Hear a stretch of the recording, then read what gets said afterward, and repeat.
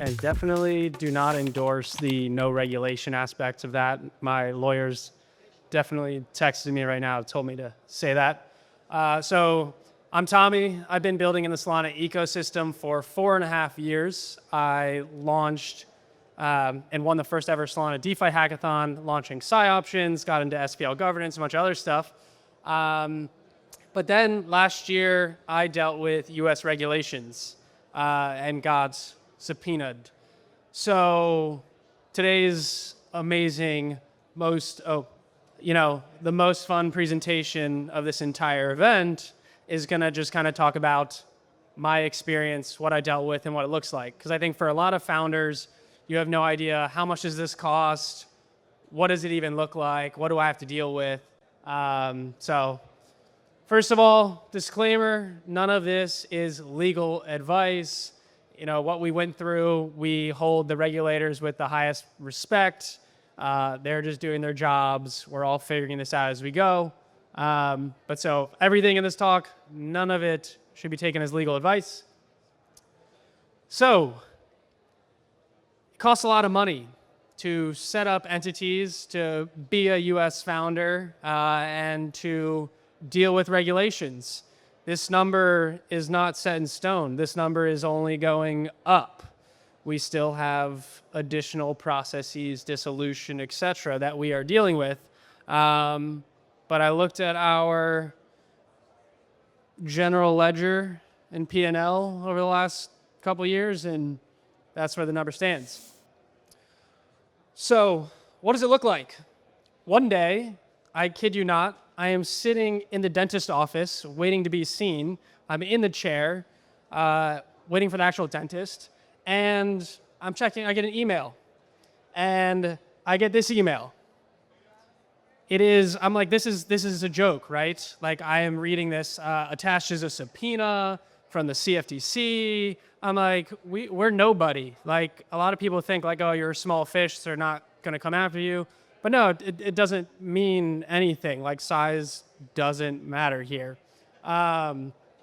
So the first thing I did, and this is the best thing I did, was I'm going, oh crap, what's going on here? I forward to my lawyers, and they're like, yes, please don't respond to them, don't reach out to them, let us gather our thoughts, let us talk to you, and then let's circle back and come back to them.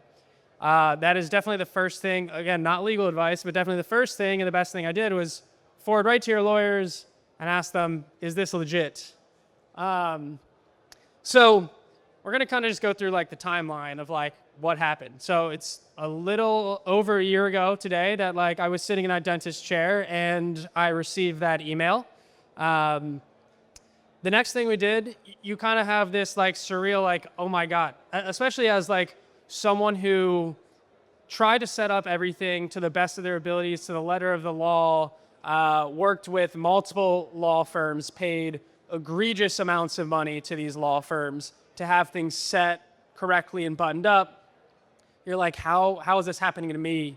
And so the first thing you need to do is like get on a call with a specialist, because you have lawyers, but then there are specialists who used to be enforcement agents at these regulators, and now they work at a private law firm. And that is definitely someone that you need in the corner. And thankfully, like, we were having this like, oh crap moment. I'm like worried, do I even tell my wife about this? But we got onto the phone with them 2 days later. They got on the call with us at like 8:30 p.m. They were like willing to take it. Like, our general lawyers went out of their ways to make sure we got on as soon as possible, because I was like, hey guys, like, I'm really freaking out about this. Like, what do I do? Like, I want to talk to someone today. I can't wait like a couple weeks to get on a phone call. So 2 days later, I get a little bit more reassurance. Like, look, they're probably just trying to gather data. You're not looking at jail time, or it's like a near 0% jail time. Like, all right, thank God. Like, that was a big worry. And so hearing no jail time, you're like, all right, we're gonna sign with this law firm, and engage this specialist, because they're definitely putting me at ease. And the one thing to like keep in mind too is like going through this, it's a long process. You definitely want to work with people and lawyers that you're comfortable with. and that are going to have your best interest at heart. So that big $500,000 plus would be a lot higher if we stuck with our very first like original law firm. There are, I'm not going to name names here, but big law firms, they charge insane amounts of money to send an email.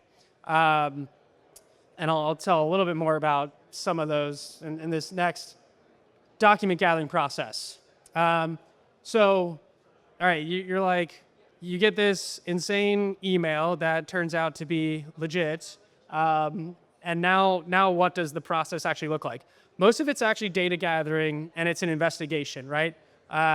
They're just trying to gather as much information.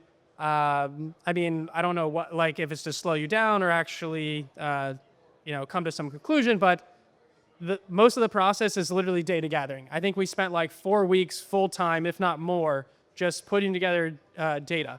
So in the subpoena, it was like 35 different like bullets of information that they were looking at or looking for. And it was everything from all of your communications, iMessage, Signal, Telegram, emails, Slack, to what are the authority keys like on programs and other things related.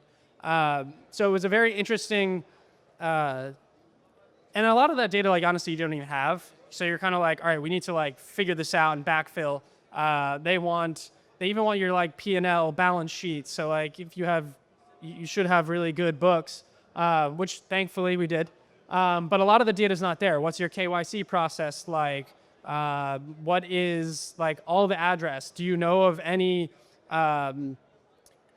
OFAC or restricted areas that like use your stuff? And the list goes on the type of questions. So it took us like a month to actually make the first document production, where we started gathering all that data, putting it together. Our lawyers are reviewing it as we're putting it together. Our lawyers are asking us questions. We're putting together timelines of like, when did we start developing on this thing? When did we actually launch this thing? What the hell is DevNet versus mainnet? Like these guys, like the regulators, they are actually very smart. They know a lot about crypto. Through these processes and whatnot, but you still have to like put all this stuff into documentation and explain the differences between DevNet and mainnet, like real users versus not real users. And then we had an in-person meeting. So we're gathering documents and datas. We made the decision early on, like we're going to just work with them on this. Like we're not going to fight this at all. Like we don't, we were a startup and it's not really making money and it's not where we see ourselves in 10 years and it's just not working out. So like, let's call a spade a spade. So we're cooperating on like every single front, producing the documents. And then they were like, we'd like to actually like interview you guys. And so we actually sat, me and a couple lawyers in a room in New York with the enforcement agents. They got to ask a million questions. It was probably like 4 hours long, asking everything from, entity architecture and users. And they even had a couple books. I think it was like 200 pages, a couple of them. It was my entire Twitter history printed out in color. Yes. So some of the questions were like, can you please flip to page 167? What did you mean by this thing here, right? It was very interesting. I learned a lot. My lawyers learned a lot. And we learned a lot about how regulators were like thinking and acting at that time. I'll go into a little bit later, but I think it's a very different ball game now, because again, this is in 2024, spring and summer 2024. But the in-person meeting was definitely like another like, oh my gosh, this is like very surreal. I'm just trying to do everything by the book, and here are these people that are just grilling me on everything. Like no matter what and even if you did everything by the book, you had lawyers looked over everything. My lawyers even said, you have one of the cleanest like Twitter histories, the cleanest like some of the messages that we had were hey, we can't do this as a U.S. group or as a U.S. founder. If there's someone else, so seek legal advice. We had this everywhere. So we were very good on that front. But still, it's nerve-wracking to be grilled on all this stuff. We had like multiple document productions. So we had a third one in July. Then there was like, okay, like we want to settle, like let's actually sign an order, or, as they kind of call it, from settling an investigation. But they actually never signed the order themselves. So this is mid-September. I was actually signed on the way to like breakpoint. And then in December, my lawyers were like, hey, like this is just kind of in limbo land. It sounds like there's some things changing in the landscape here, the regulatory landscape. Like maybe we should send a letter to say like we still retain the right to rescind, the previous offer. And then finally, a couple weeks ago, like literally 3 weeks ago, we received a letter that was stating that the investigation was finally closed, but it was the typical, like, this investigation is closed, but we retain the right to open it. It doesn't mean anything else. But for us, it was like, our lawyers were, very pleased because normally you don't get that kind of closure, so that was amazing. So there's like some key learnings that are worth taking away here. And the first thing is like show respect in person and online for like the regulators. These people are just doing their job, right? And the powers that be above them are the ones that are like calling the shot, and they're hardworking people. They're good people. And I guarantee, just like human nature, if you are mean online and, goading them, like they're going to just come after you harder.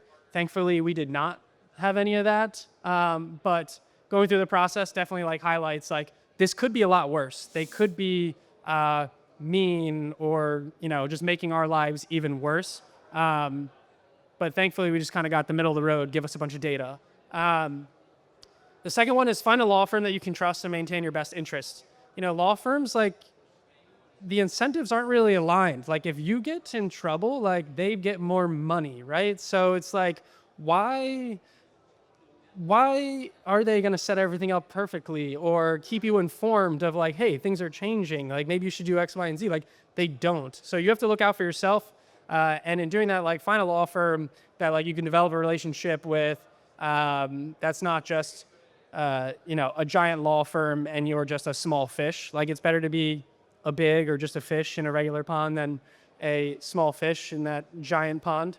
I think when we had to gather documents from like our original law firm, we sent them saying we're going through this thing, we've hired other law firms, but we need these documents from you. It was like a couple hours of their work, and it was like a $5,000 bill to gather documents that they already had. So again, it's just that number could be way higher if you have a bad law firm or just one that doesn't have your interests at heart. Be mindful what you put online. The printout was like just shocking to me.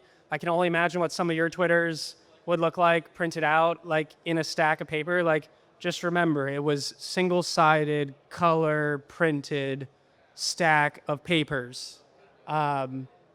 It's all there. It's all in a box now. So just be very mindful of what you put online. Document everything. Document your marketing plan. If you're geofencing things, document that you're geofencing it and why, from the date that you launch your product. Document that you're testing it and making sure that it's up to date, that it's working. Document your KYC process if you have one, if you're going, if you're working on some compliant infrastructure. Just the more documents you have about when you put something in and what you were doing and why, the easier it is to just like have that rather than go back retroactively.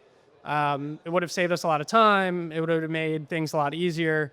And then, I guess maintain the documents for testing this process I just mentioned. But yeah, it was a super interesting experience. I learned a lot. As I said, like, I think the landscape a year ago is very different than where it is now, as you could tell by like that last bit of the timeline where things were officially closed. I think we're going to get less regulation by enforcement and more clarity, which would be amazing. But we still learn a lot nonetheless. If you have questions, you can find me after. Nowadays, I run a research and development shop with my brother. We're Solana engineers and we build other stuff. So thank you for your time.